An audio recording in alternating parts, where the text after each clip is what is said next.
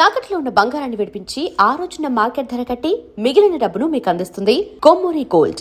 మీరు మామూలుగానే హీరోలను కానీ హీరోయిన్ కానీ పెద్దగా రిపీట్ చేసిన సందర్భాలు లేవు. ఆఫ్కోర్స్ మీరు తీసిన 7 సినిమాలు అయినా కూడా అలాంటిది జగపతి బాబు గారిని రిపీట్ చేశారు.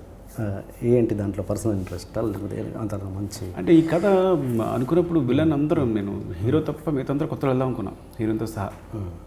అంటే జగత్ నాకు ఫస్ట్ వచ్చిన థాట్ ఏంటంటే జగత్ నానబ్రహ్మతో సూటు పుట్టేస్తున్న వ్యక్తి పైన కనుక షర్ట్ లేకుండా కింద పంచి మాత్రం కట్టుకుంటే ఎలా ఉంటుంది అనేది థాట్ భలే అనిపించింది. ఒక నాకు కిక్ ఇచ్చింది.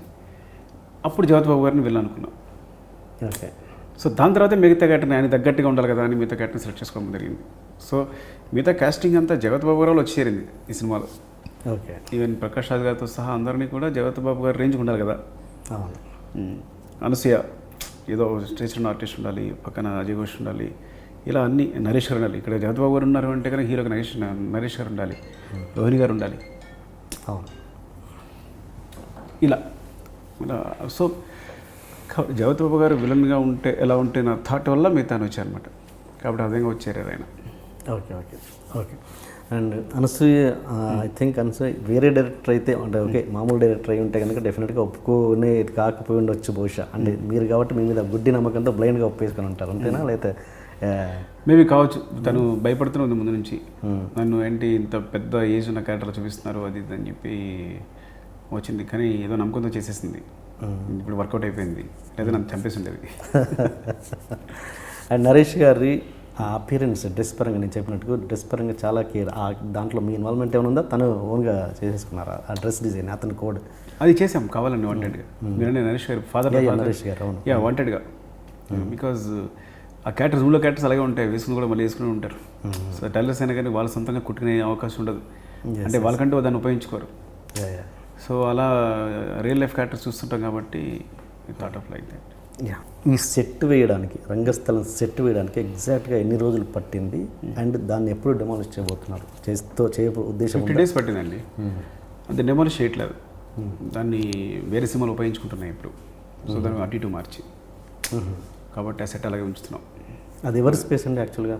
స్పేస్ ఎవరిది అంటే వాళ్ళు అది మన బుద్ధ్ బంగ్లా అని బాగా ఫేమస్ ప్లేస్. అది బుద్ధ్ బంగ్లా వాళ్ళు అలా చేస్తున్నారు. బుద్ధ్ బంగ్లా అలా ఉంది. ఎంటీ ప్లేస్ బుద్ధ్ బంగ్లా పక్కన కదా, కొంచెం దూరంలో వేసాం కదా. ఓకే. ఎంటీ ప్లేస్ ఉంది, అక్కడ చాలా సెట్స్ వేసాం. జగడం సెట్ వేసాం. నాకు తెలిసి తారక్, ఎన్టీ రామారావు గారు అశోక్ సెట్ వేశారు. So permanent Gabbar Singh set వేశారు. ఇట్లా చాలా సెట్స్ వేశారు అక్కడ. సో పర్మనెంట్గా ఉండిపోతుంది. పర్మనెంట్గా చాలా సెట్స్ వేస్తున్నారు అక్కడ. ఈ హౌస్ ఈ విలేజ్ ఉండిపోతుంది ఇంకా పర్మనెంట్గా అంటున్నాను. ఉంటుంది కానీ కొన్ని మార్పులతో ఉంటుంది. Okay okay. అండ్ నాకు తెలిసి ఇప్పటి వరకు తల్లిదండ్రులు చనిపోతే పాటలు ఉన్నాయి, భార్య చనిపోతే పాట, భర్త చనిపోతే పాటలు ఉన్నాయి, కానీ పిల్లలు చనిపోతే పాట అన్నది నాకు తెలిసి ఉన్నాయేమో బహుశా, బట్ నాకు అంత గుర్తులేదు.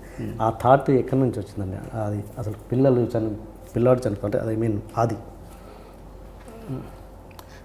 లేదండి. అంటే ముందు హీరోకి అన్యాయం జరగాలి అని అనుకున్నప్పుడే నాకు బ్రదర్ సెంటిమెంట్ అంటే ఇష్టం బాగా. అంటే కథ జరిగినప్పుడు ఏమనుకుంటాం, హీరోకి అన్యాయం జరగాలి అనుకుంటాం. అది జరిగితే కదా హీరో రివోల్ట్ అవుతాడు, తిరగబడతాడు అని. సో అది నాకు బ్రదర్ సెంటిమెంట్ అంటే బాగా ఇష్టం కాబట్టి, అనుబంధం అంటే చాలా ఇష్టం కాబట్టి సో హీరోకి బ్రదర్ని పెట్టడం జరిగింది. Okay okay. సో డెఫినెట్గా బ్రదర్ని పెట్టినప్పుడే బ్రదర్ డెత్ అనేది ఖాయం కథలో. సో అయిపోయిన తర్వాత అందరి ఎమోషన్ చూపించడానికి ఒక సాంగ్ కావాలనిపించింది. ఏదైతేనే కరెక్ట్గా ఎక్స్ప్రెస్ చేయగలం. అలాగే మన ఏమంటాం, మనం అంతిమ సంస్కారాలు చూస్తుంటాం కదా నా విలేజ్లో, అవన్నీ ఎప్పుడు జరుగుతుంటాయి. మా నాన్నగారు జరిగినప్పుడు అన్నీ చూస్తూ ఉన్నాం. సో అవి కరెక్ట్గా చూపిస్తే బాగుండు అనిపించింది. అన్నీ జరిగేటప్పుడు మైండ్లో ఉండిపోయాయి జరిగేటప్పుడు అట్లా. అదే కాకుండా నేను నా డైరెక్షన్ డిపార్ట్మెంట్ అందరూ ఏం జరుగుతుందని రీసెర్చ్ చేసాం. యాక్చువల్గా ఏం చేస్తారు అప్పుడు అని రీసెర్చ్ చేసాం. అలాగే ఒక ముసలాయిని పిలిపించాం. ఓకే. అసలు ఇలా జరిగేటప్పుడు ఏం జరుగుతుంది అని. సో అందులో మనకు కావాల్సిన అన్ని జాగ్రత్తగా ఏరుకుని ఇదైతే ఎమోషనల్గా ఉంటుంది, ఇదైతే ఎమోషనల్గా ఉంటుంది, ఇదైతే ఎమోషనల్గా ఉంటుంది అని చెప్పి అవి పోగు చేసి తీయడం జరిగింది. Okay okay. అండ్ ఈ సినిమా విషయంలో ఏ పార్ట్ అయినా ఎప్పుడైనా మీరు అనిపించిందా ఎక్స్పెరిమెంట్ చేస్తున్నామేమో, ఇది వర్కౌట్ అవుద్దో కాదో అనే డైలమాలో ఉన్నారా ఏ విషయంలోనైనా సినిమా మొత్తం? లేదండి, ఎందుకంటే కథ స్ట్రాంగ్గా వచ్చింది. అంటే ఇంత పెద్ద హిట్ అవుద్ది, ఇంత పెద్ద సక్సెస్ అవుతుంది, ఇవన్నీ ఏమి ఊహించలే సక్సెస్ కావాలి. బట్ డెఫినెట్గా ఫస్ట్ నుంచి కూడా సూపర్ హిట్ అవుద్ది డెఫినెట్గా. ఈ సినిమా మాత్రం ఎక్కడ తప్పు చేయదని మాత్రం బాగా నమ్ముకుంది. నా ప్రొడ్యూసర్స్ కథ చెప్పినప్పుడు బాగా నమ్మారు, నేను నమ్మాను. ఎందుకంటే కథ చెప్పినప్పుడు అంత ఎమోషనల్ ఫీల్ అయ్యారు అందరూ కూడా. నేను మొట్టమొదటి కథ చెప్పినప్పుడు మా ప్రొడ్యూసర్ రవి గారు అయితే కింద కొంచెం గట్టిగా హక్ చేసుకుని ఇది బ్లాక్ బస్టర్ అండి, పెద్ద హిట్ అయిపోయింది నాకు ఓకే ఆయన ఎగ్జైట్ అయ్యారేమో అనుకున్నాను యాక్చువల్గా. లేదు ఈ సినిమా ఉన్న ఎమోషన్ దమ్ము తెలియదు మీకు, వేరే ఉంటుంది అనేవారు ఆయన. బట్ సినిమా మాత్రం తప్పు చేయదు అనేది 100%. నేను ఎప్పుడు నాకు ఇంకో సినిమా ఉంటుంది అని ఉద్దేశంతో చేస్తున్న సినిమా అనమాట. అంటే ఈ సినిమా చూస్తే ఓకే తప్పు చేయదు వెళ్ళిపోద్ది అనే ఉద్దేశమే. కానీ ఇంత మంచి రెస్పాన్స్ ఇదంతా వస్తుంది అని actually I didn't expect. Actually ఈ సినిమా ఇంత బ్లాక్ బస్టర్ అవడానికి మెయిన్ రీజన్ ఏమనుకుంటున్నారు అనలైజ్ చేస్తే? ఒకటి అంటే ఏదైనా కథేనండి.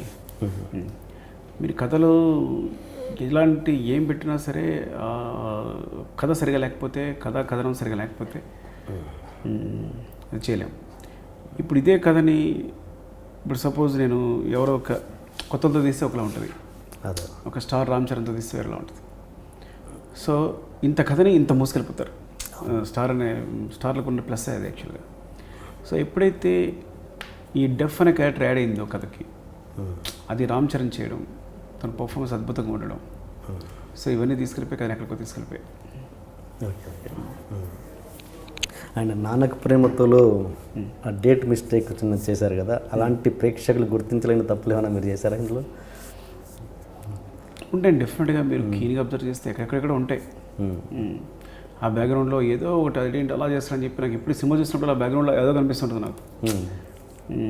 అంటే సినిమా చూసినప్పుడు ముందు ఎమోషన్ పక్కన పెట్టేసి అదిగో అని అలా వెళ్ళమని చెప్పాను, అది అలా వెళ్ళలేదు, అదే ఉంటుంది. అదిగో ఆ పిల్ల చూడు ఇంజక్షన్ పట్టుకునే కూర్చుంది, సో వెళ్ళి చేయమని చెప్పాను కదా అక్కడే పట్టు కూర్చుంది అలా. సో ఇవన్నీ టేక్లోనా చూసాక తర్వాత టేక్ అయిపోయినాక అంటున్నారా?